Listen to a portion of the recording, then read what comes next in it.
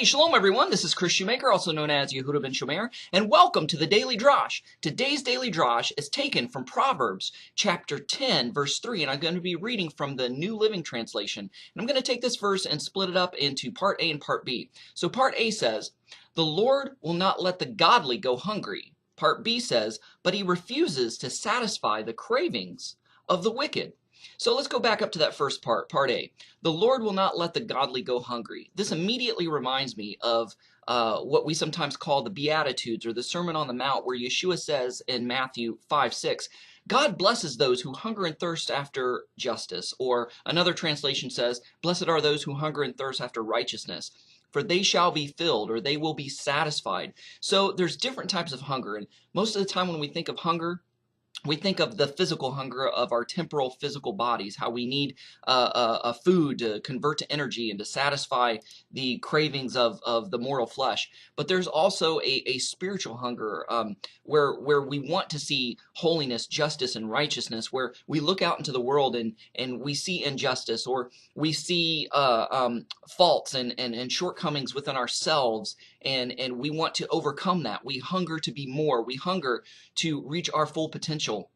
And it says that God will bless those who hunger and thirst after righteousness, after justice, after those things that we lack in our spirit, for we shall be filled, we will be satisfied. But he says he refuses to satisfy the cravings of the wicked.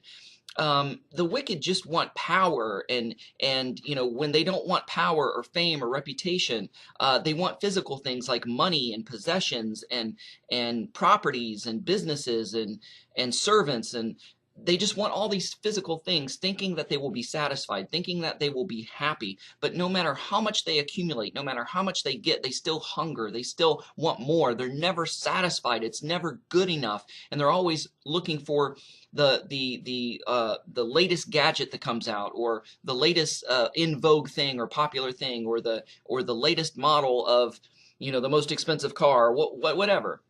And so they're never satisfied because they're living on a physical plane. They're living on a physical level.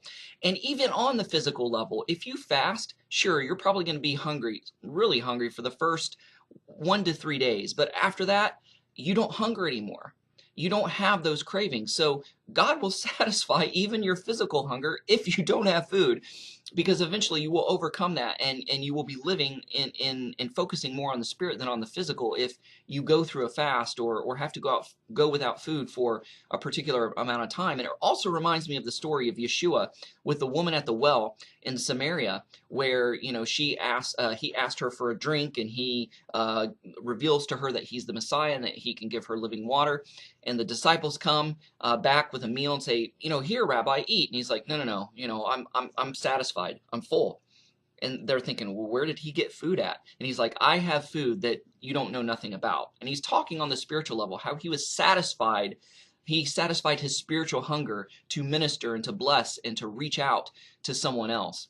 Anyway, so let's think about that as we go through this day. Look for opportunities where you can satisfy that spiritual hunger by, reading the Word at your break time, or praying, going for a prayer walk on your break time, or how you can help or minister or give advice or cheer somebody else up to satisfy that spiritual hunger that God gives us that makes us better people. Anyways, thanks for watching. Shalom, Shavua Tov. Thanks for watching. Don't forget to press the like button as well as the subscribe button if you haven't done so already, and the notification bell that'll let you know every time I make a new video. And don't forget to share this with a friend. Also, visit our website at abrahamsdescendants.com. Thanks. Shalom.